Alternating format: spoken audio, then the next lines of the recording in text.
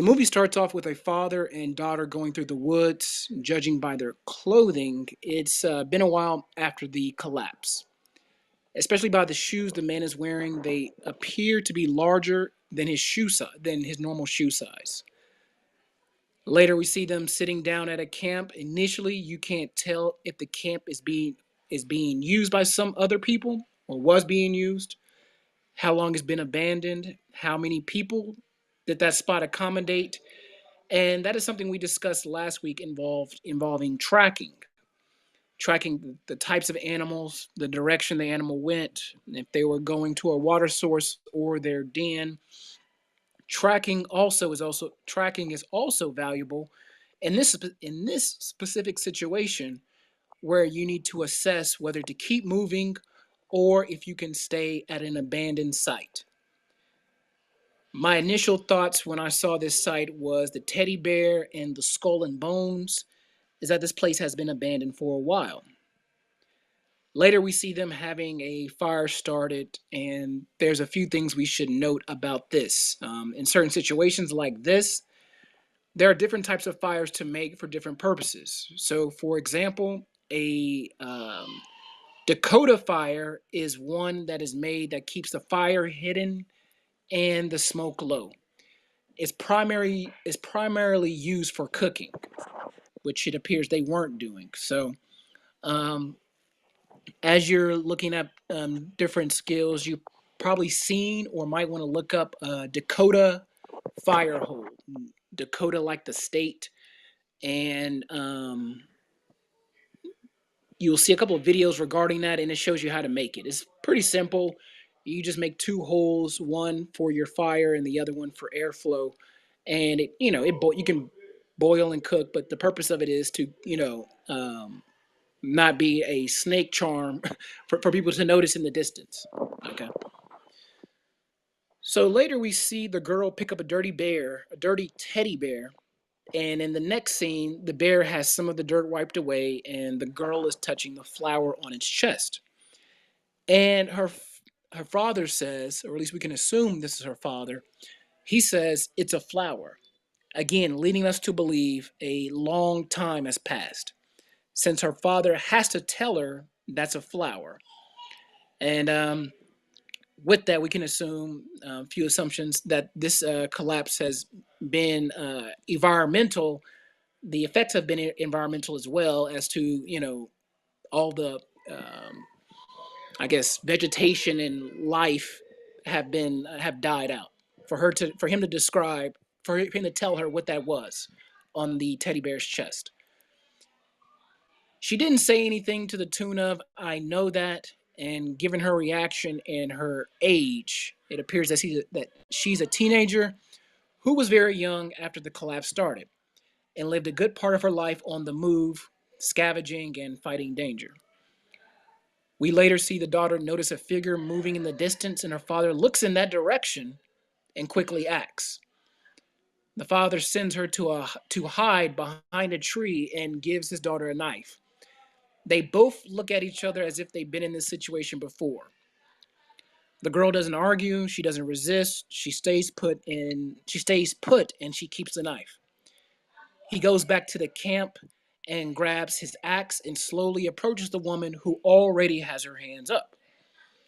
She says, "I don't want any trouble, I'm just passing through." She says this as she slowly approaches the man. Now, here we see a few problems. If she's just passing through, then keep walking, which he should have said to her. But then he says, but then she says, excuse me, "I thought it would be safer to approach you than to avoid you." Which begs the question, I thought you were just passing through. And if that's your intention, you would have kept moving until you saw me. Okay? But you are saying all of this, and your actions are telling me the opposite as you keep moving closer to me. Okay? He then makes the mistake that quite a few people will make during this time is he engages in the conversation. He engages the conversation. He says, "I wouldn't want to mistake you for a deer." They keep talking, and she says, "I can trade you. I can trade you something to drink for food." And he says, "I have nothing to trade." Which barter and trading will be the way of transacting during this time. Gold will be worthless. The dollar will be dead. Bitcoin dead. Instagram likes dead. Chasing the bag dead. Dumbass pranks to go viral dead. The activism to celebrity pipeline dead. The question of what is valuable is, do you have something I want or need that will help me make it another day? Okay. Then she talks her way into having a seat at his camp. Now, during this interaction, there are so many red flags going off. As she sits down, the woman, the man looks at his daughter in the distance and slightly shakes his head no, signaling that it is not safe to come out. She breaks out a bottle of whiskey and offers him a free drink, which we know nothing in this world is free, especially during this time, and especially if you aren't part of the one third.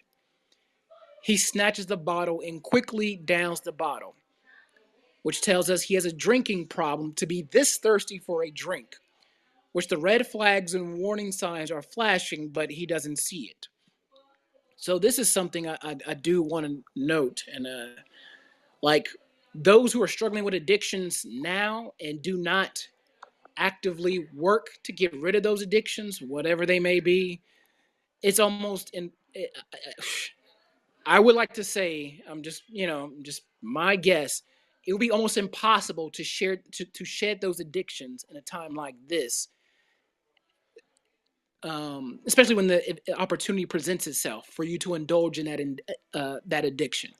So to say, "Oh, I have a drinking problem now, and oh, I'll take care of that during Jacob's trouble because there will be no alcohol, and I'll be fine." No, no. Um, if you have a drinking problem now and you don't handle that, you're going to have a drinking problem during this time. And like this man, you're going to ignore a lot of red flags and flashing red lights. So as he finishes the bottle, we see the girl stands behind the tree, and she notices a man approaching from behind, and she slowly moves to get a better view and remain out of sight. Now, this is a smart girl. The father and the woman continue talking, and the woman brings up the subject of the deer.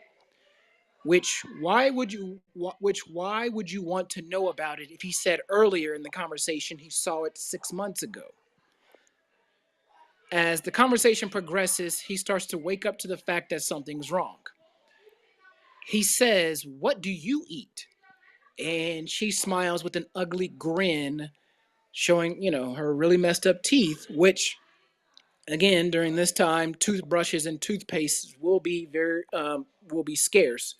So, one thing that you could do to make a makeshift toothbrush is take a branch of a pine tree, and if you have a knife or a knife, you can kind of cut off or shave off some of the bark to relieve. The outer bark to expose the inner bark, and then you could take your molars and kind of bite down on the end to create bristles. And that is a older way to that is a makeshift toothbrush.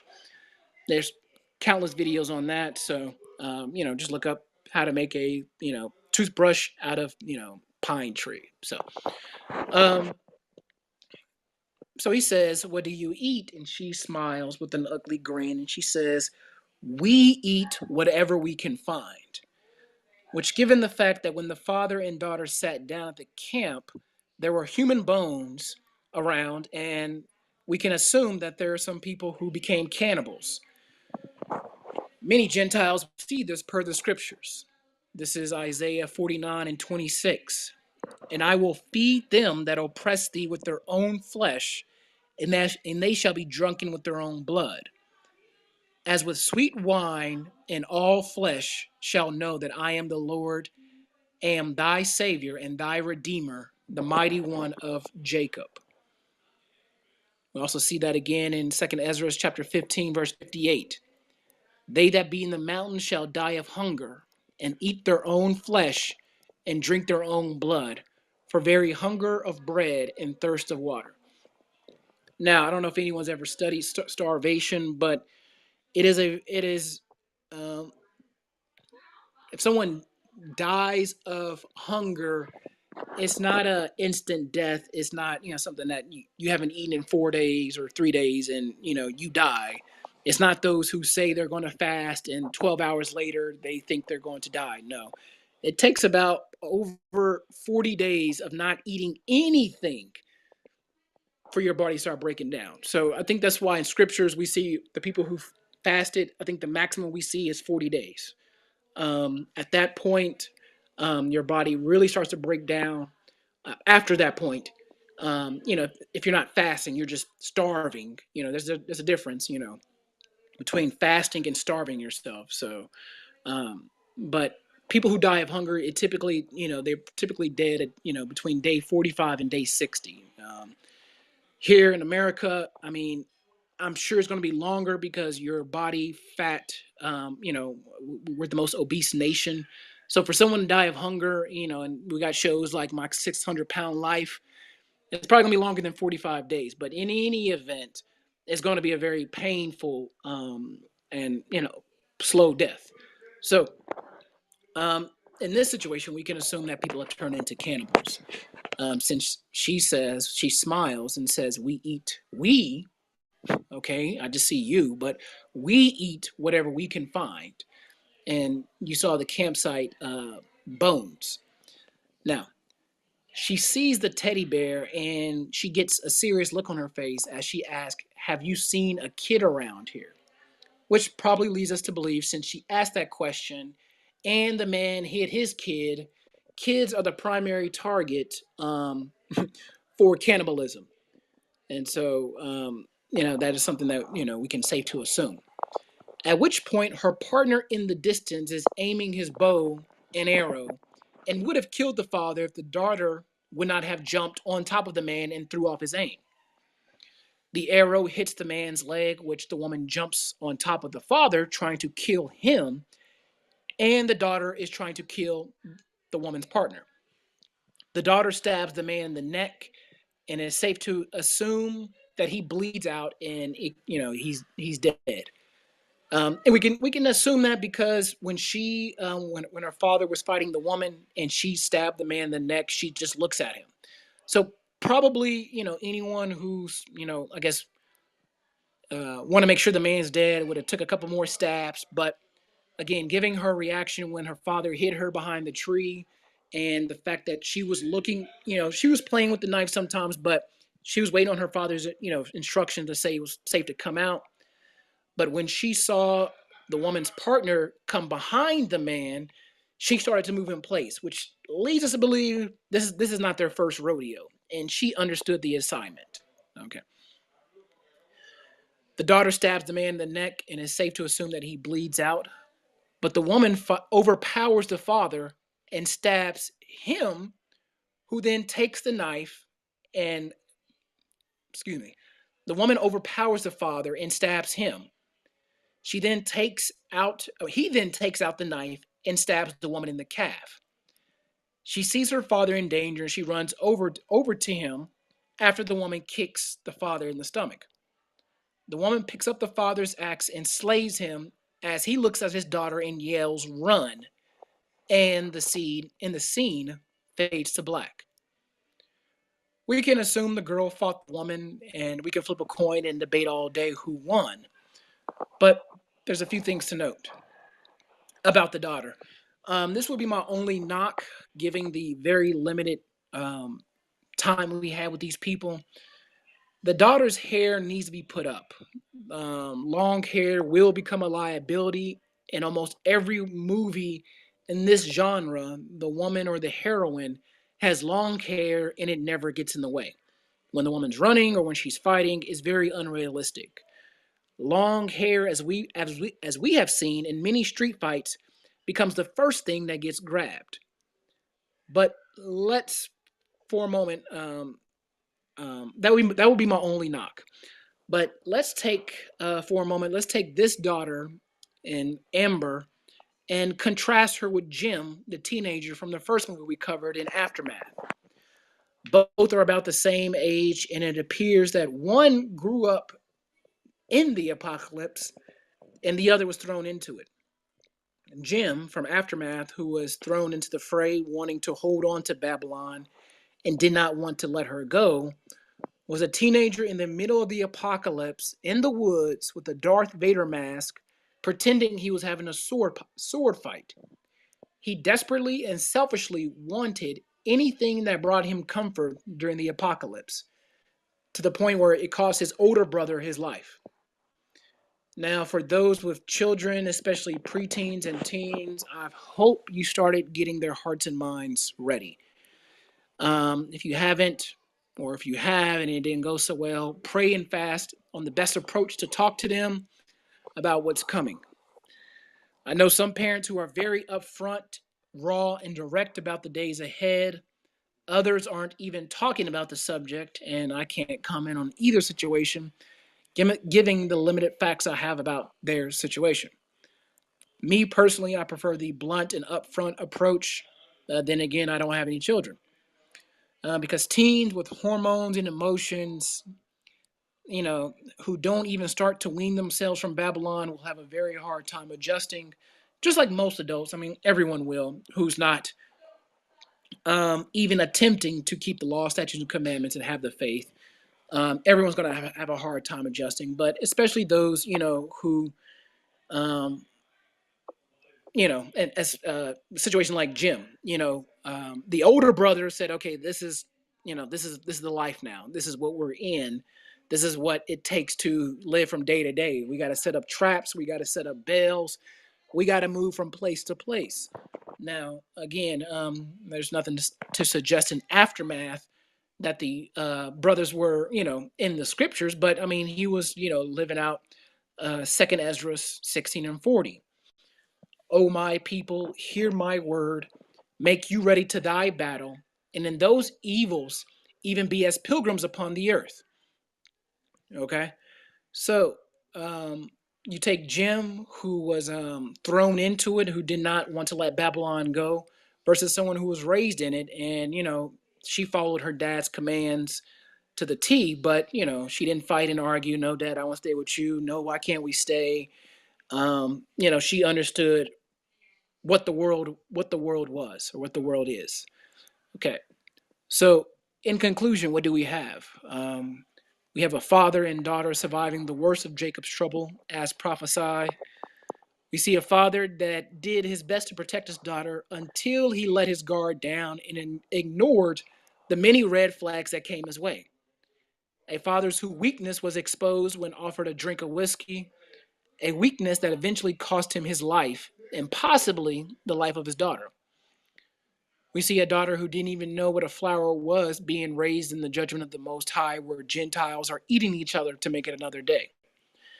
A daughter who understood the world she was living in and was willing to do what was necessary to protect her father and herself. We see a killer who knew she caught a prey once the father engaged in her conversations and didn't kill her. A killer who knew her food was human flesh and who knew her food was human flesh was all but secured as she calmly approached the father with her nice words and talked herself all the way back to his camp. A killer who operates like a wolf, who keeps her prey engaged as the prey is slowly surrounded by the other wolves. Each person gives us, the hopeful elect, something to learn about the coming days ahead, as we will be forced to engage and evade people from all walks of life, people that will revert to the animals they are as we enter Jacob's trouble. And with that, I yield. And Ben or Mike, something you want to add or comment? Your thoughts on this film? What you think? Any precepts you want to bring out?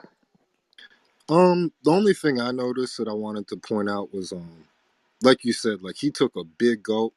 So it wasn't like he even just took a sip, and like she definitely coaxed him out of like paying attention to the situation. He was supposed to actually notice the man sneaking up on his daughter. Like he was supposed to be alert and all of that. I don't even know why he sat down when he allowed the woman to sit down. He should have been in like a standing position just to be in a defensive position in case there was an attack. But those were just a couple of the things that I noticed with that scene. Con. Yeah, that one. I've watched it a couple of times because I, like when they got to the camp or to that site where the bones were and the teddy bear. Um, I was wondering. I was thinking, was that the woman's and the man's camp who was just coming back, but they noticed the father because they never saw the daughter. But um, I can tell, or I can, I believe that from the angle that the lady was walking, she saw the man at least because the man and the daughter were next to each other. So as she was walking, she saw the man and was walking, and then the man or the daughter saw daughter saw the woman first, and then the father hid the daughter.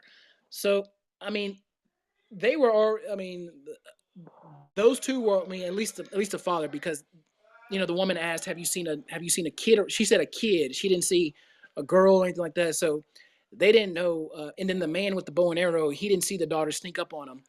So, um, like with that, that's why I said that's why I mentioned the thing about the fire was that that fire could have been a giveaway. Like you see it off in the distance. I mean, something that just catches your eye. But when he approached her with her hands up and she said, "I'm just passing through," he should have just said, "Okay, keep walking." And then that was it. But um, given how there was no reaction, kind of like what we saw with Aftermath, there was no talking. There was just I see you, I'm shooting. Except for the older brother with the woman in the beginning of Aftermath, um, engaging with that conversation, especially as she's walking towards you. So if she's really afraid for her life, why is she walking towards you?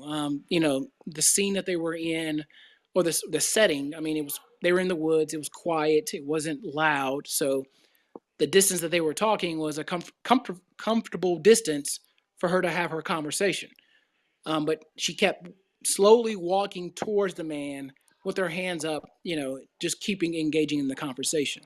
So yeah, that right there was a major red flag, and um, which again cost him his life. So, and as she engaged, I mean, he could have gave her a warning. As again, kind of contrasting this with Aftermath, when the older brother told the woman to stop. She was running towards the barn, and he told her to stop, and she kept running, and then he shot and killed her.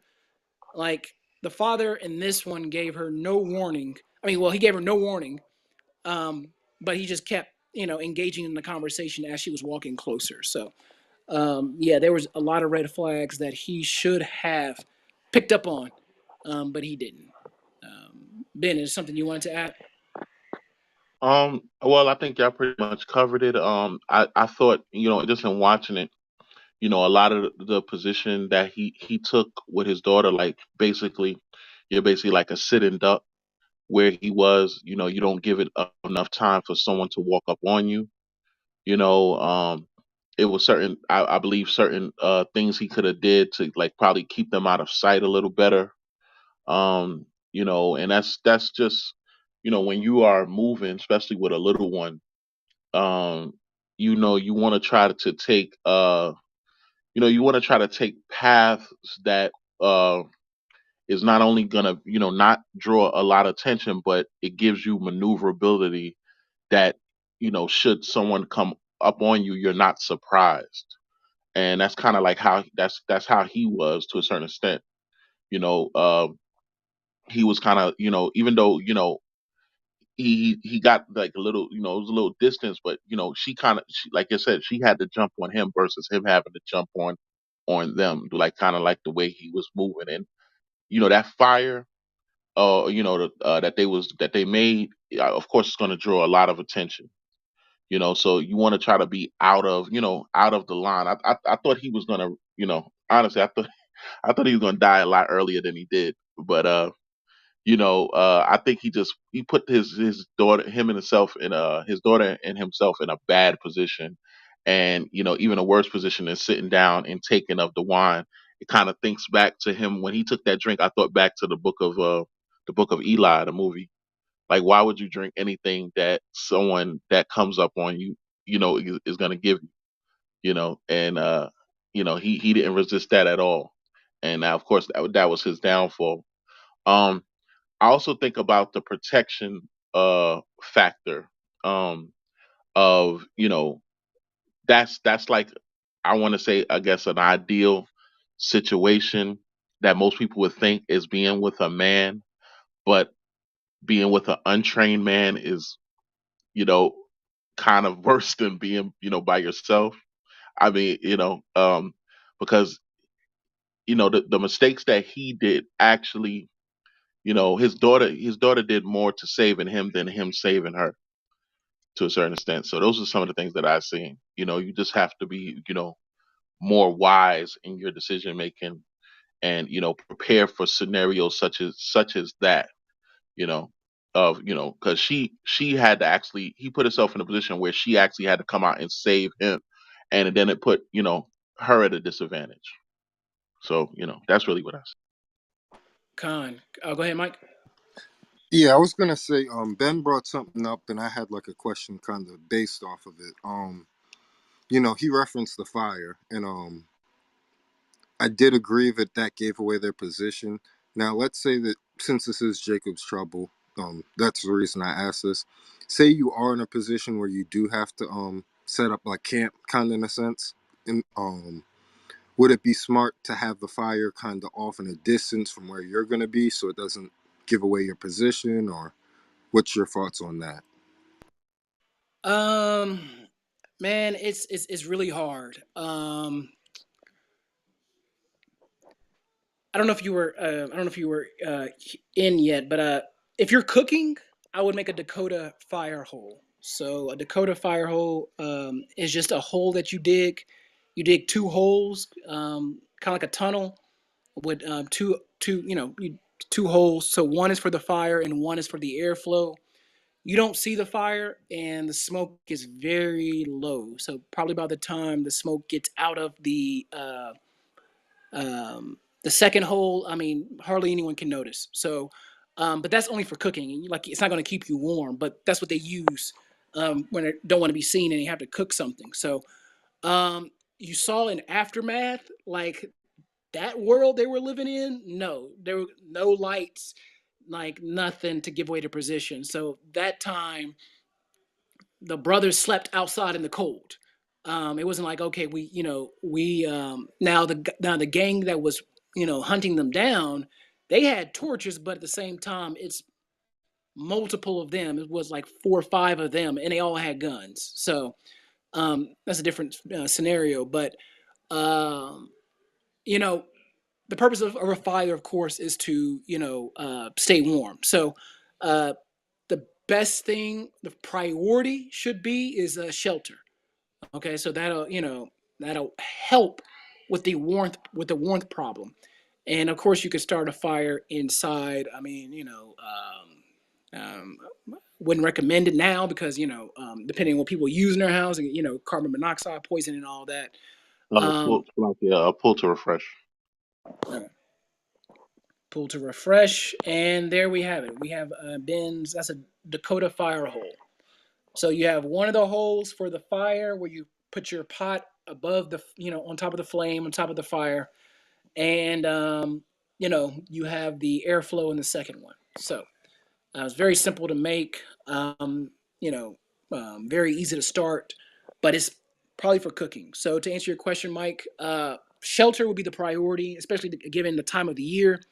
If it's winter, definitely shelter. And again, uh, there's a lot of factors that play into that. In terms of shelter. Um, it, how many people are with you? Of course, first and foremost, the Most High is with us, and His angels are with us. So, But again, we still have to, be wise per the scriptures. So, um, shelter should be the first priority. But to keep warm, that's gonna be one of the things where dressing in layers or accumulating clothes in layers is gonna be um, more beneficial than starting a fire. Like I'm gonna start this huge fire to keep warm. Like really, like whether you have nothing or not, it's just gonna draw attention. So again, it's just just I guess a word of wisdom. So for me personally, I would go for shelter first, and then if I had to, you know, uh, it would depend on how cold it is and things like that. So, but no, fire would not be my first priority because especially when they started the fire, I was like, what are they cooking? Like, he gave her a piece Con, of, some cracker or something, but I was like, wait, they're not cooking anything, and I was like, well, that's not a good idea. But so, hopefully that answered your question. no, Con, Con, that does. Because I was actually asking specifically to cooking, so that the Dakota fire pit, that's perfect. So thank you. con, and also like I thought the same thing. I'm like, well, it didn't really look like necessarily they, it could have been where they needed to keep warm, but I mean, they had a little more of daylight, so I guess if they was taking a break. They really didn't need to start the fire as per se. Didn't see nothing that they really had killed or had on them to cook, so the fire was, kind of just, more or less, a giveaway of their position. But I would, like Leo said, it would also depend on how many you have in your party. So, like, if you are stopping and you are, to cook, you want people to take lookout. So have people at a distance away, at least that they can warn ahead of time. You can always set up like different type of markers. I don't. It's according to how uh handy people are to set off certain type of alerts that someone may be able to set off. That's things that you can learn as well. But them being in a party of two, it was kind of they was at a disadvantage to a certain so they had to. I think that more or less they could have just limited the the fire and things like that being them too, and just been more alert as to where their position was. um, I think Sister Steen has something. You want to ask questions? Kind. Yeah. Shalom. So I was just wanted to, because I know you said, as far as the, like trying to make a fire and that draws attention and everything, and wearing layers of clothes, etc. But what do you feel about like the emergency blankets that they have? Like, is that beneficial?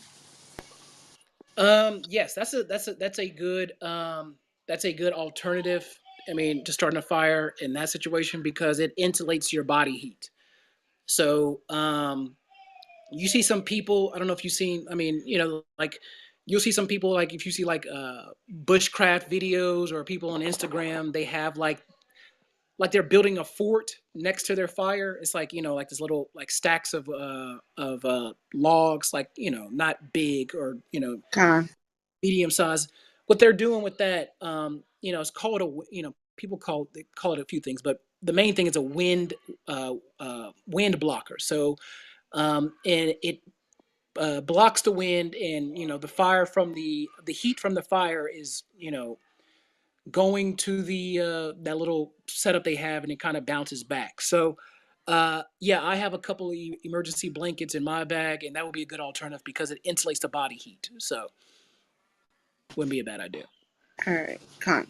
So Behind the bar.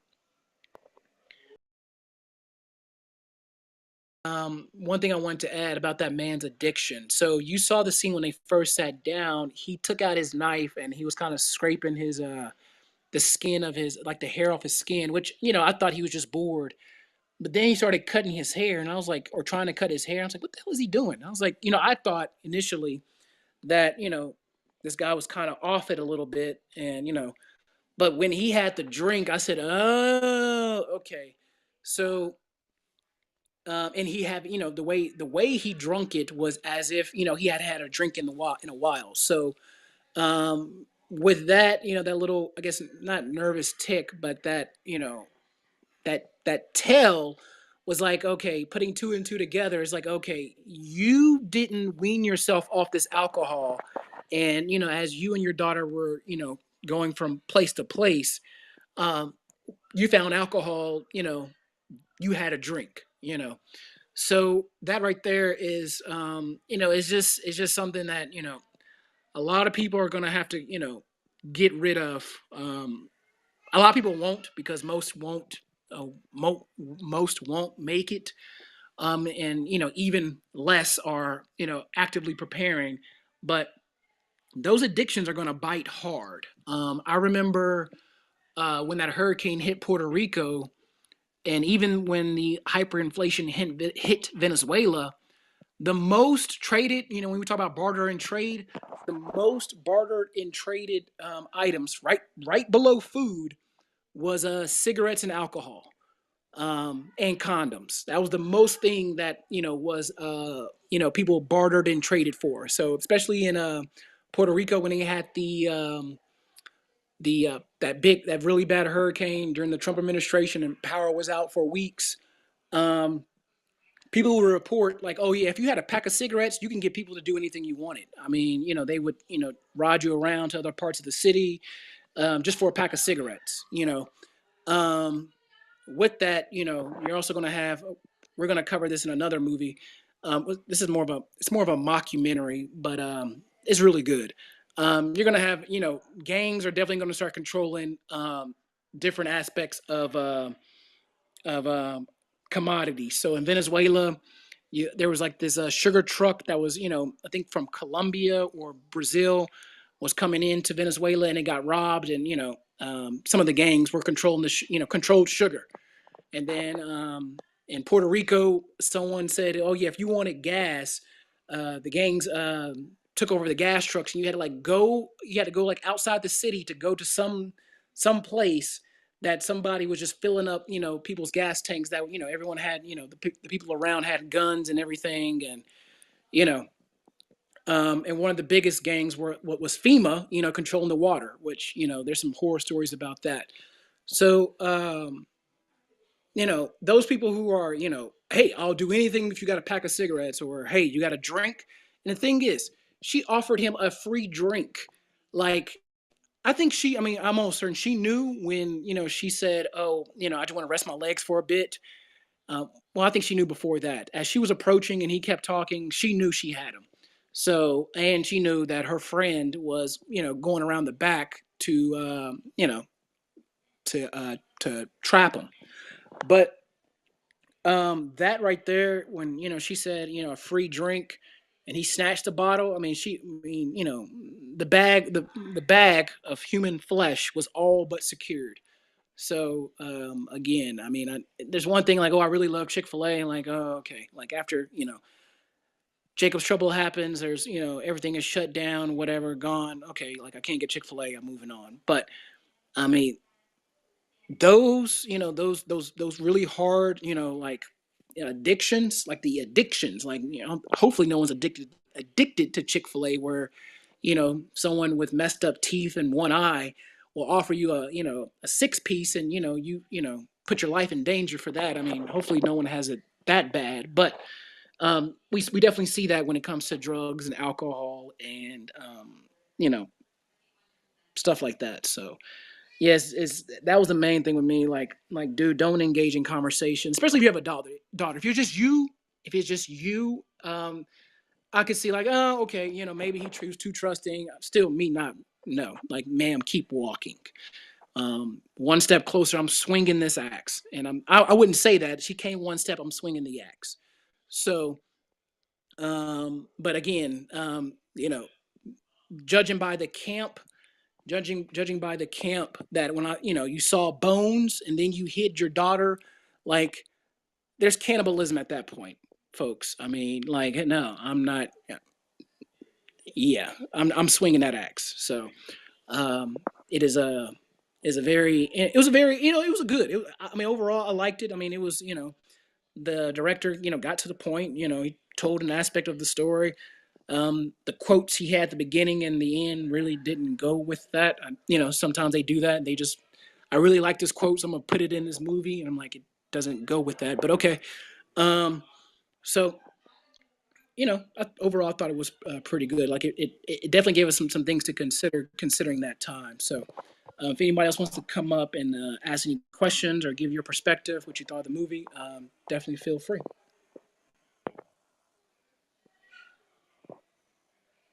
So, Christina, you have something else? I had a question. I've been having this question for quite a while.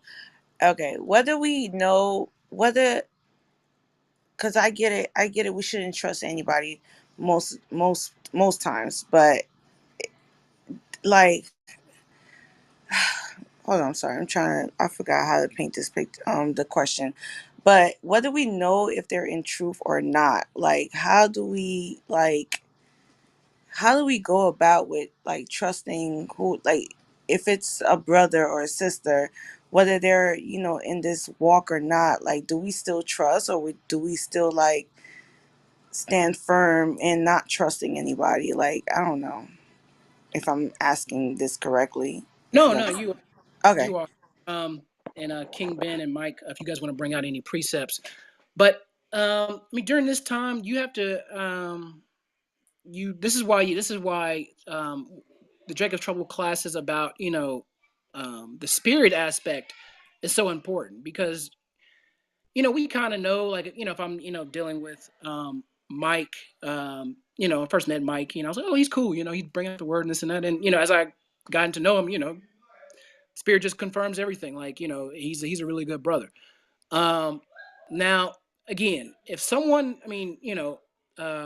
if someone you can't trust now, like, like times are good now and they're doing shady stuff now, like the odds of you being able to trust them when the amenities, luxuries, and everything is cut off is is gone, or the threat of it is gone. A very credible threat, and we saw that with the Twilight Zone. I mean, when everything was fine, oh yeah, Bob Sheridan, the doctor, oh yeah, he's great, this and that, he's got a bomb shelter, ha ha ha. But then when you hear the news reports and you get that external confirmation, it really reveals who people really are. So, this whole how will I know? You will know. It's not going to take much. Like that whole, oh, I was courting this guy for 6 months, and then he really just showed himself. But why did it take so long? It took so long because we have the luxuries and amenities of of Babylon. Take that away, and he's not gonna spend 6 months trying to get no, no, no. People are gonna show you their true selves in a much quicker time because Con. again, their stomachs are growling, they have the addiction. You have something they think you have something they want or need, and that whole oh, let me just talk, I'm gonna say smooth words and all this stuff. We saw in this situation, he could have easily just ran up on her and swung the axe and didn't say anything, and then I'm sure her friend would have came out and shot the arrow, or yelled or something, or stayed hidden and he just waited. But she was fairly confident the second he engaged in the conversation, which tells us the time that time right there, there's not a whole lot of talking going on. So you could take these four people from Ember and put them in Aftermath, and it would be it would flow perfectly because in Aftermath no one's talking. Like they just kicked down the door, shot up the place, and took food. Con. So there's no conversation. Like there's, oh, how can I, no, like we're no, that time is dead. It will be dead. Um, that answers your question. Okay. Okay. I got it. So Come on. Anyone else?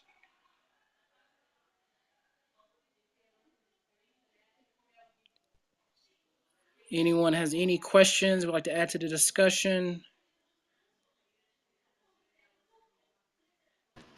I had a precept for her question. Sure, go ahead. You had a preset, bring it up. Okay. No, just Ecclesiasticus 12:10. Never trust thine enemy, for it's like for like as iron rusteth, so is his wickedness. So if your biblical nationality is in Psalms 83, um, during that time I would have just swung the axe. So that's just me being honest. So yeah. Hopefully that answers the question. Con, it does. It does. I mean, it's the thing is, I think that makes it what makes it a little like what Uh-huh. sister was saying, and I agree to it too because me as a person, it's like oh ma'am, keep walking, but like you said, like no, just swing the axe because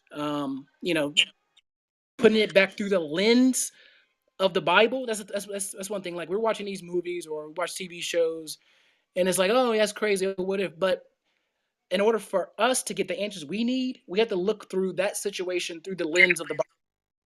Like I'm not going to a camp with a bunch of Edomites. Like Rick Grunt. Like hell no. Like no, I'm not. Like Con. I'm Con, not. It's I I so. get. I'll Mhm. go ahead.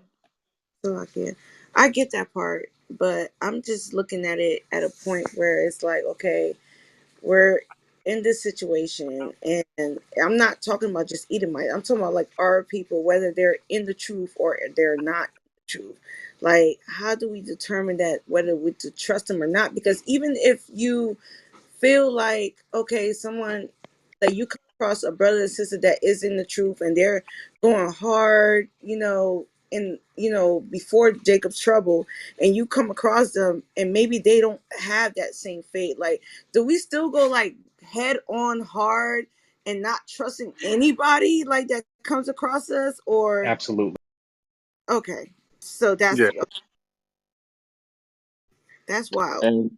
And it's gonna be that time because you're going to be traveling in a party, right? And you come across someone that looks to be our people. Okay, you're going to have one. Prayfully, you're going to be in a position that you have someone there as men. Let's just say that, um, and you're not going to have to deal with them. The men are going to be the ones that judge those situations. You don't want to be in a position where you're trying to figure out is this man that you coming across or this woman you coming across should join your party. It'll be men with wisdom that around you to protect you in that time. That's where you want to be at that moment. You don't want to be making those decisions. So should you be by yourself at that time, Mm-hmm. you want to make smart decisions of not, staying away from people like that. Try to get to a place where there are, those of your understanding. You know what I'm saying? You don't want to pick up people on the way that you are not familiar with, that you don't know if they have your understanding or not. Your mission, if you are by yourself, is to get to a location where you can get to the people that are of your understanding. Salakia. All right, so that's what I'm saying. Like, how do well, I guess that comes with wisdom and everything, because that's what I'm saying. Like the fact that whether they was in the truth or not, and then they're coming around you, but during Jacob's trouble, they don't have that, that fate.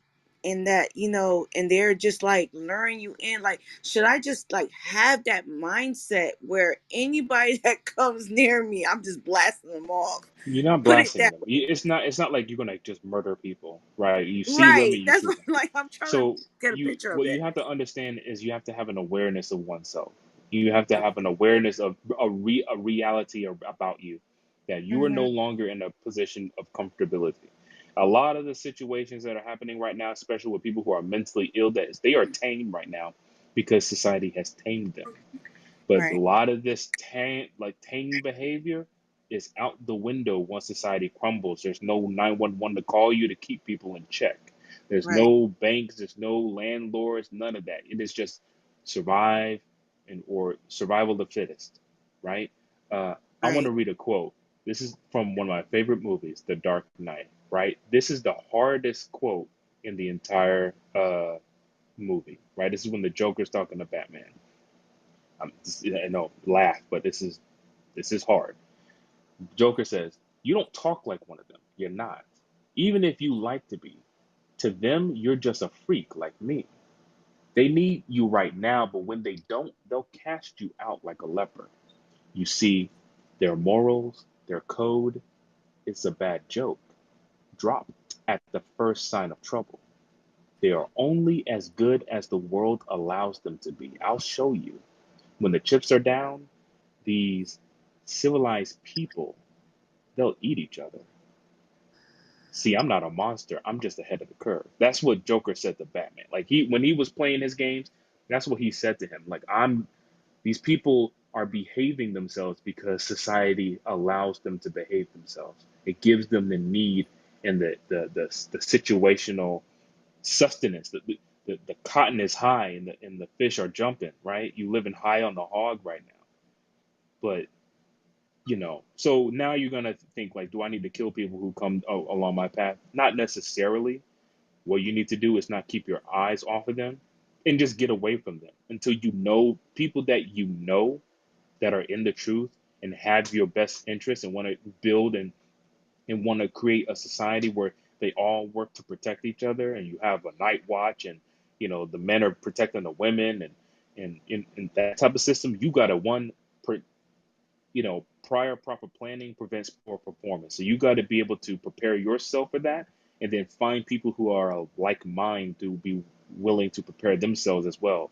So that now, when it's time to be separated, when you're living in your own house, in your own apartment, worrying about your own bills, and society collapses, you can find those like minded people and travel there. And then you can create an area of protection and trusting each other. But random people, random family, friends, though, you can't trust these people. These people will hurt you even when it's good times. So what makes you think they're not going to hurt you when it's bad times? Okay. Okay. So water. And the movie was like, look, I don't know what Leonardo was thinking, but like the theme is get away from white women. Yeah, that's the common theme of all of these movies. I don't know. Leo just got something against white women. I don't know what it is, but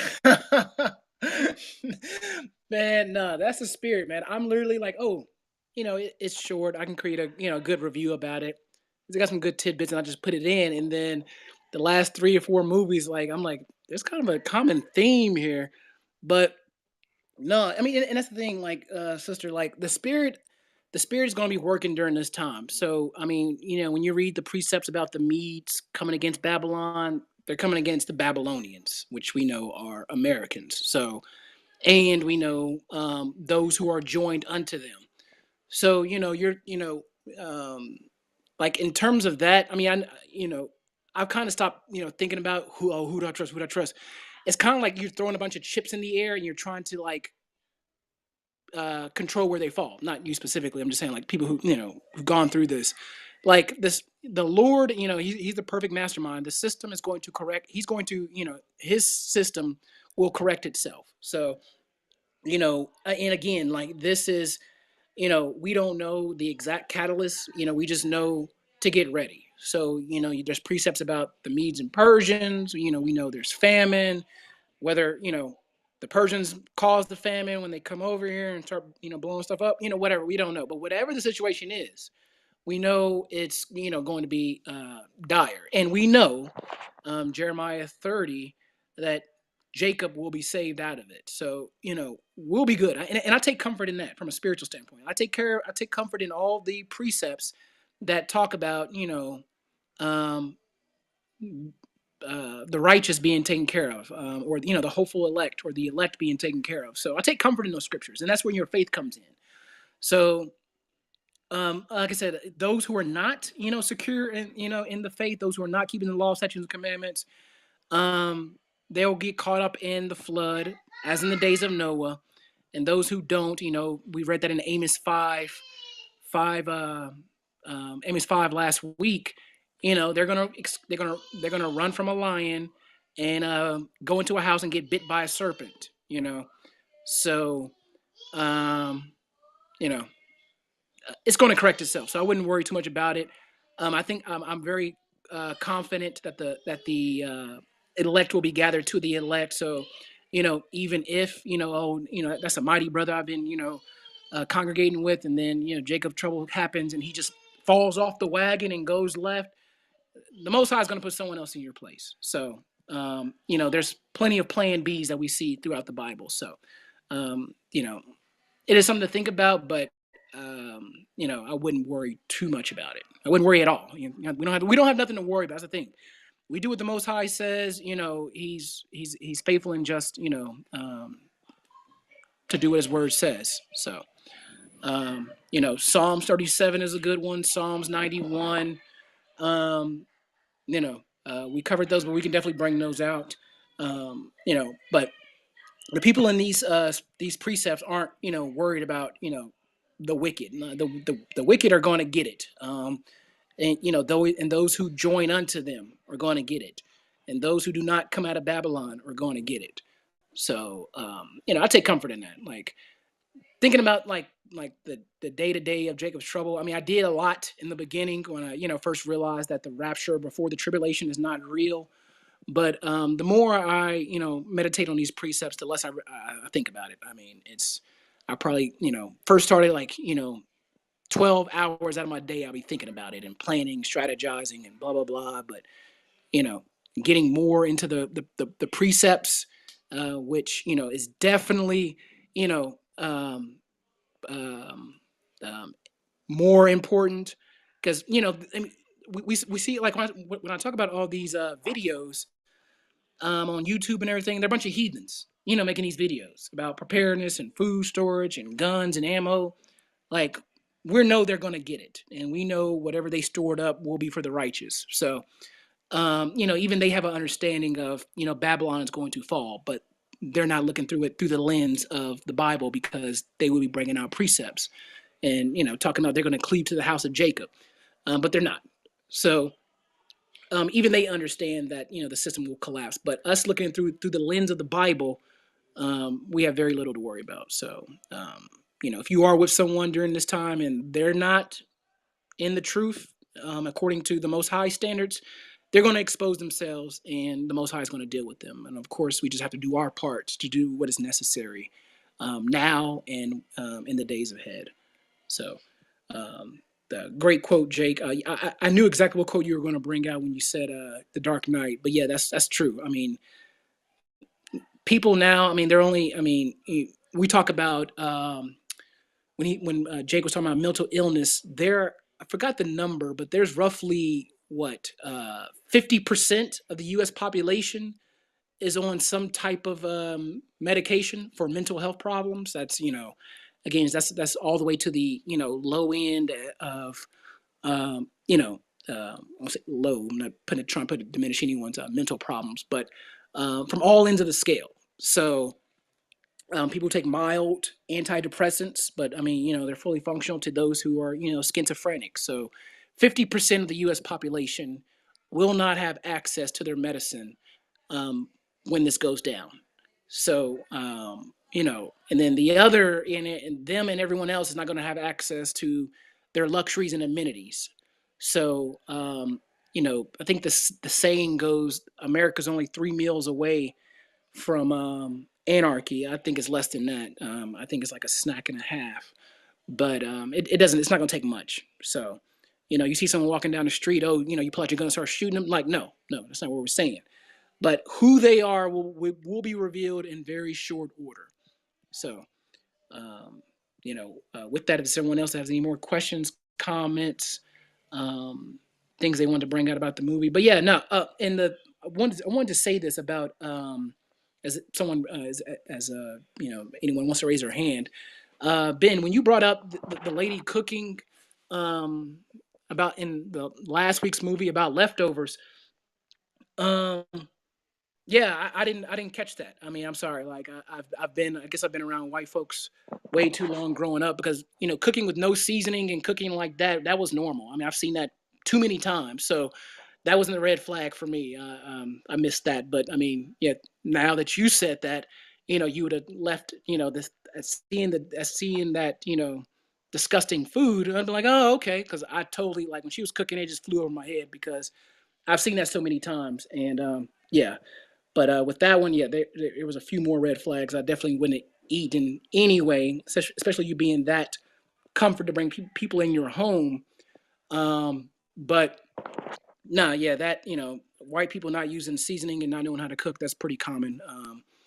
Um, yeah. So and the don't trust white women. I guess I mean, I guess hey, they sayest. So I definitely wouldn't trust them. But does anyone else has anything else you want to bring out? Yeah, I couldn't get the other one done. My schedule is pretty crazy. It's starting to get a little bit smoother. So we have next week. I'm going to cover The Walking Dead, The Passage. It's a short film. It's based in the Walking Dead universe. It's not connected to any of the series. It's its own standalone short film. I'm going to cover that one next week. It says parts 1 through 16, but you'll see it's only like 13 minutes long. That's all 16 parts. So they do like mini movies, or like they call them like webisodes, which each episode is like a minute and a half long or less than a minute long. So when you saw all parts, it says parts 1 through 16. That's everything. That's the entire. There's there's nothing else at the end of that 13 minutes. So um, I'm going to do that one next week, and I'm going to uh, post another one up before after this one. So if there's any other questions, comments, or concerns, you can raise your hand. If not, Brother Ben, you can close us out. Appreciate y'all for coming. Thanks a lot. Hopefully it was beneficial. Con. I would say this. These are very. I'll pose this to anyone that's looking to go through um these movies if you haven't already, and yourself mark down the things that you learned over the time in the Jacob's Trouble class, and see what these people have done wrong in the movies, and come up and pose these questions. I mean, these are or things that they have done right. um it's a good test for yourself to see where you are at right now. um because a lot of these are, you know um the situations that the brother is showing you that you could have, that will occur. So I would say, I know a lot of people is pressed for time with their schedule. The brother Lee who has made this convenient where we can go, and these are not long movies. I think the longest one being The Crazies, which wasn't that long of a movie itself. But yeah, I would go through these and just see, what do you think is right, and what was done right, and what do you think was done wrong, and it'll give you like a test, as to say where you are in your understanding and preparedness. Um, so yeah, but this very, it was good.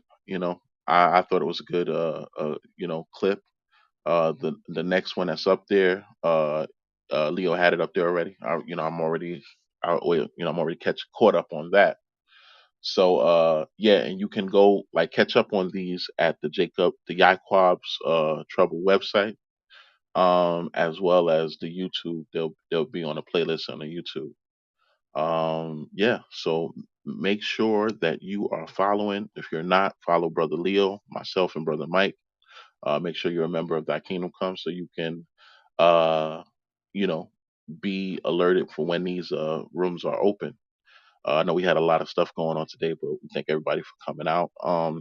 Also, if you're not in a telechat, make sure that you contact myself or Brother Leo or Brother Mike to get in the telechat, so you can get the information uh, that we place back there. A lot of information comes out, and we post it to the back chat, as well as um, anything that ideas for future Jacob's Trouble classes. We got a lot coming down the road.